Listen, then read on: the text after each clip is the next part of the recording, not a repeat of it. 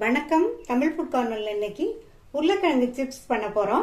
இந்த சிப்ஸை ரெடி பண்ணி ஒரு ஏர்டைட் கண்டெய்னர்ல ஸ்டோர் பண்ணி வச்சோம்னா 15 நாள் வரைக்கும் அதே மொறுமொறுப்போட சுவையா இருக்கும். இப்ப இந்த மொறுமொறுப்பான சுவையான சிப்ஸை எப்படி பண்றதுன்னு பார்க்கலாம். 1/2 கிலோ உருளைக்கிழங்க வாஷ் பண்ணி எடுத்து வச்சிருக்கேன். சிப்ஸுக்கு பாத்தீங்கன்னா உருளைக்கிழங்கு வந்து நல்லா கின்னுன்னு இருக்கணும். அந்த மாதிரி இருந்தாதான் சிப்ஸுக்கு நல்லா கரெக்டா இருக்கும். இப்ப எல்லா உருளைக்கிழங்குல உள்ள தோலையும் சீவிக்கலாம்.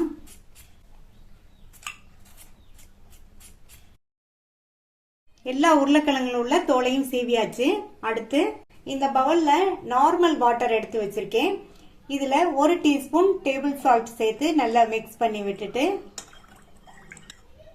இப்ப உப்பெல்லாம் தண்ணியில நல்லா கரைஞ்சிருச்சு.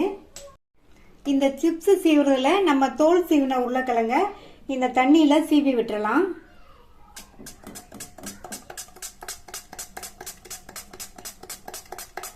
இதே மாதிரி எல்லா உருளைக்கிழங்கையும் சீவிக்கலாம். பீஸ் பாத்தீங்கன்னா நல்லா மெல்லிசா இருக்கு. இந்த மாதிரி இருந்ததுன்னா சிப்ஸ் நல்லா மொறுமொறுன்னு இருக்கும். இந்த மாதிரி டேபிள் சால்ட் கலந்த தண்ணியில நம்ம உருளைக்கிழங்க சீவினோம்னா உருளைக்கிழங்கு வந்து கருத்து போகாம இருக்கும். இதே மாதிரி எல்லா உருளைக்கிழங்கையும் சீவிக்கலாம். எல்லா உருளைக்கிழங்கையும் சீவியாச்சு. இந்த சால்ட் வாட்டர்ல இந்த கிழங்கு 15 நிமிஷம் ஊறிட்டு இருக்கட்டும். 15 நிமிஷமா உப்பு கலந்த தண்ணியில ஊறினதுனால உருளைக்கிழங்குல மாவுத்தன்மை இருக்கும் இல்லையா, அந்த மாவுத்தன்மை எல்லாம் தண்ணியில நல்லா இறங்கி இருக்கு. இப்ப இந்த தண்ணியை கொட்டிட்டு மறுபடியும் 2 தடவை நல்லா வாஷ் பண்ணி எடுத்துட்டு வந்துடலாம். தண்ணியெல்லாம் கம்ப்ளீட்டா வடிச்சாச்சு. டேபிள் மேல ஒரு காட்டன் துணியை விரிச்சு வச்சிருக்கேன். நம்ம தண்ணி வடிச்ச இந்த உருளைக்கிழங்க இந்த காட்டன் துணி மேல இந்த மாதிரி பரவலா போட்டுடலாம்.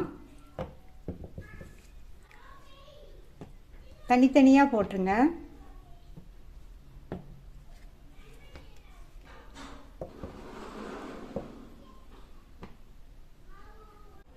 எல்லா உருளைக்கிழங்கையும் நல்லா பரவலா போட்டாச்சு. ஒரு 10ல இருந்து 15 நிமிஷம் ஃபேன் காத்துல உருளைக்கிழங்குல ஈரம் போக காஞ்சிட்டு இருக்கட்டும். அதுக்கப்புறம் பார்க்கலாம். இப்ப 15 நிமிஷம் ஆச்சு. உருளைக்கிழங்குல உள்ள ஈரம் போக நல்லா காஞ்சிருச்சு. இத கொஞ்சம் கொஞ்சமா எண்ணெயில சேர்த்து பொரிச்சு எடுத்துடலாம். சிப்ஸ் பொரிச்சு எடுக்கிறதுக்கு இந்த பேன்ல எண்ணெய் விட்டு சூடாயிடுச்சு. எண்ணெய் வந்து நல்லா சூடாகணும். இத கொஞ்சம் கொஞ்சமா எண்ணெயில சேர்த்து பொரிச்சிடலாம்.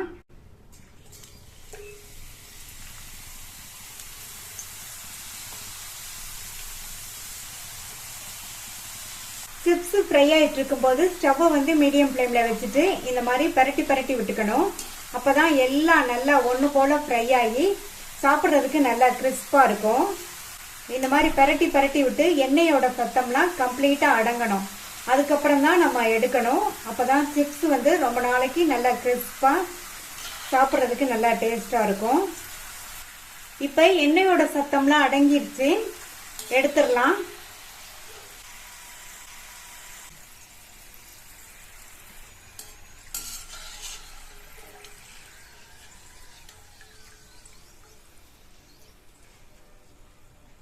இதே மாதிரி எல்லா சிப்ஸையும் கொஞ்சம் கொஞ்சமா சேர்த்து பொரிச்சு எடுத்துடலாம். இப்ப எண்ணெயோட சலசலப்பு சத்தம் அடங்கிடுச்சு. இதையும் எடுத்துடலாம். எல்லா சிப்ஸையும் எண்ணெயில பொரிச்சு எடுத்தாச்சு. சிப்ஸ் பாத்தீங்கன்னா நல்லா மொறு மொறுன்னு இருக்கு.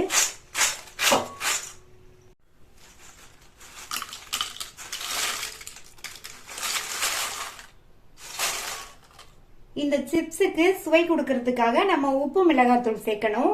அதுக்கு இந்த பவுல்ல 1 டீஸ்பூன் மிளகாத்தூள் சேர்த்திருக்கேன். உப்பு 1/2 டீஸ்பூன் சேர்த்திருக்கேன். இப்ப இது ரெண்டையும் நல்லா மிக்ஸ் பண்ணி விட்டுக்கணும். இந்த மாதிரி நல்லா மிக்ஸ் பண்ணிட்டு நம்ம சிப்ஸ்ல தூவினோம்னா எல்லா பக்கமும் உப்பும் மிளகாத்தூளும் ஒண்ணு போல பரவி சாப்பிட்றதுக்கு டேஸ்டா இருக்கும். மிளகாத்தூளும் உப்பும் உங்க சுவைக்கு தகுந்தபடி சேர்த்துக்கங்க. உங்களுக்கு பிடிக்கும்னா நீங்க மிளகுத்தூளும் உப்பும் சேர்த்துக்கங்க. இப்ப இந்த சிப்ஸ்ல இந்த மாதிரி பரவலா சேர்த்துட்டு நல்லா ஒரு தடவை பரட்டி விட்டுட்டு மறுபடியும் இதே மாதிரி பரவலா சேர்த்துக்கலாம். இதே மாதிரி கொஞ்சம் கொஞ்சமா சேர்த்து பரட்டி விட்டோம்னா எல்லா பக்கமும் ஈவனா பரவி இருக்கும்.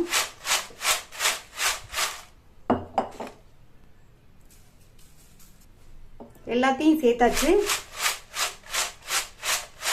நல்லா இந்த மாதிரி குலுக்கி விட்டுடலாம். பாருங்க எவ்வளவு மொறு மொறுன்னு இருக்கு. இதே மெத்தட்ல நீங்க பண்ணீங்கன்னா சிப்ஸ் நல்ல கிறிஸ்பாவும் சாப்பிடுறதுக்கு ரொம்ப டேஸ்டாவும் இருக்கும். நல்லா மொறுமொறுப்பா சூப்பரா உருளைக்கிழங்கு சிப்ஸ் ரெடி ஆயிடுச்சு. நீங்களும் இதை ட்ரை பண்ணி பார்த்துட்டு உங்க கமெண்ட்ஸ் சொல்லுங்க. தேங்க்யூ.